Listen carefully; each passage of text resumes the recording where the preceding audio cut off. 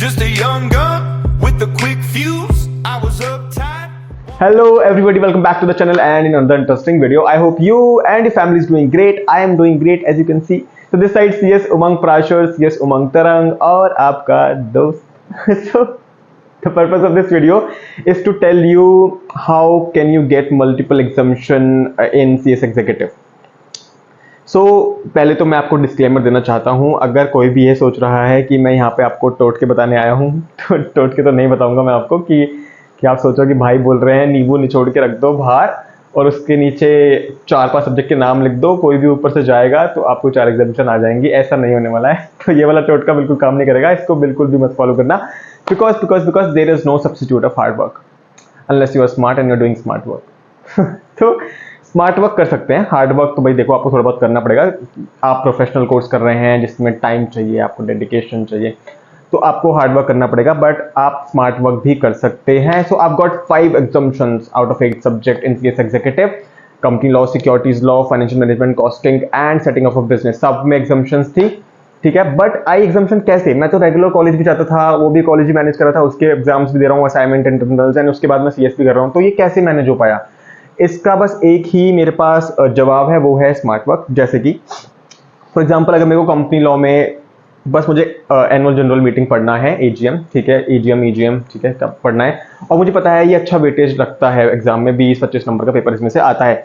सो मैंने ये 4-5 पेजों में इसकी लिमिट्स, इसका टाइमलाइंस, इसका कुछ भी जो भी कुछ है ना, लिमिट, मेनली लिमिट्स, किसी भी सेक्शन में अगर लिमिट लिखी हुई है तो मैंने वो बना लिया। तो मैंने लिमिट बेस्ड नोट्स बनाए थे जिसमें टाइमलाइंस लिखी हैं सारी की सारी। For example you can see काफ़ी सारी टाइमलाइंस इसमें लिखी हैं। आई डोंट नो इसमें उल्टा दिख रहा है आपको, तो आप लोग बट इसमें से स्क्रीनशॉट लेने की कोशिश मत करना, ठीक है, क्योंकि पता नहीं अब इसमें बहुत पुराना हो गया होगा, अब तो चेंजेस आते रहते हैं।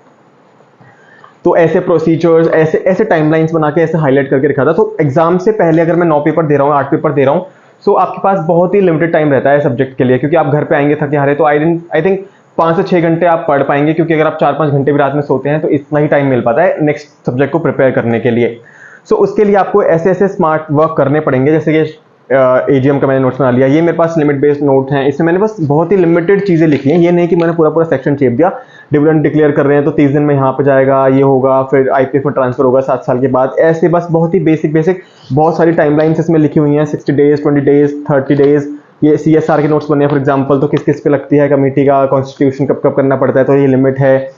ऐसे पूरे में ये मतलब ये पूरा सेक्शन का बहुत ही एक इंपॉर्टेंट पार्ट लिखा हुआ है, जो आप अगर पेपर से पहले पढ़ लोगे, so I am telling you will going to crack it. Because CS में जो कंपनी लॉ का पेपर है उसमें लिमिट बेस्ड क्वेश्चंस काफी सारे आते हैं, और सिंस आपके पास टाइम नहीं होता प्रिपरेशन करने के लिए एग्जाम से पहले, तो आप पूरा रिवाइज नहीं कर पाते। पूरा रिवाइज नहीं कर पाने का बस यही ड्रॉबैक होता है कि आपको लिमिट पेपर में उल्टी सीधी याद आती हैं कि भाई वहां पे 500 करोड़ था या 100 करोड़ था, वो मोर देन था, वो लेस देन था, वो अगर 2 लिमिट लिखे हैं तो ये less, which ever is less और विच एवर इज मोर, ऐसी चीजें होती हैं। तो आपका दिमाग तो घूम जाएगा पेपर में और पेपर में ब्लंडर हो जाएगा।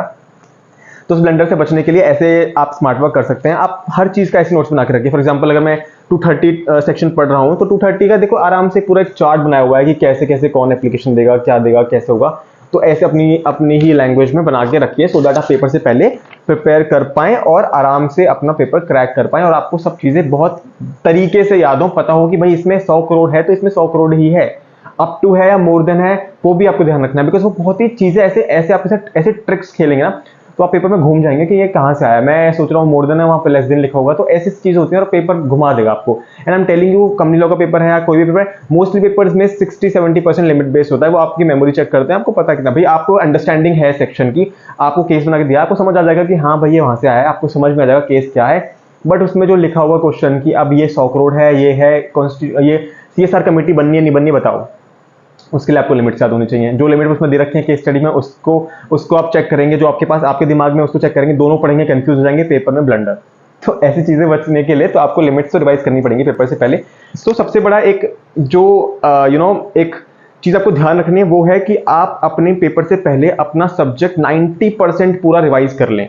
और वो रिवाइज करने के लिए आप डेफिनेटली अपने मॉड्यूल तो खोल के बैठेंगे नहीं पेपर से एक दिन पहले, तो उसके लिए आपको करना पड़ेगा स्मार्ट वर्क। और वो स्मार्ट वर्क है ऐसा, लिमिट बेस्ड नोट्स, ठीक है, कुछ इंपॉर्टेंट पार्ट्स के नोट्स जो आपको खाली पेपर से पहले 40-50 पेजेस ही पढ़ने पड़े, 7-8 घंटे में आप इतना ही पढ़ पाएंगे और आपके दिमाग में एकदम सब कुछ क्लियर हो जाए कि ये है। सो अगर देखो आपके पेपर आने वाले हैं, अभी तो मेरे को लग रहा है 2 महीने भी ढंग से नहीं बचे हैं. So all the very very very best to all the CS executive, CS professional students. So that's all for today's video. अगर आपको कोई भी क्वेश्चन है, मैं किसी भी तरीके से आपकी हेल्प कर सकता हूं, तो do let me know in the comment section. I will respond there. You can get in touch with me on my Instagram also. I will definitely going to mention that in the description box. So that is all for today's video. अगर आपको video पसंद आया है तो आपको क्या करना है? Do like, share, comment and subscribe to my channel for latest updates. See you in the next video. Till then, bye bye.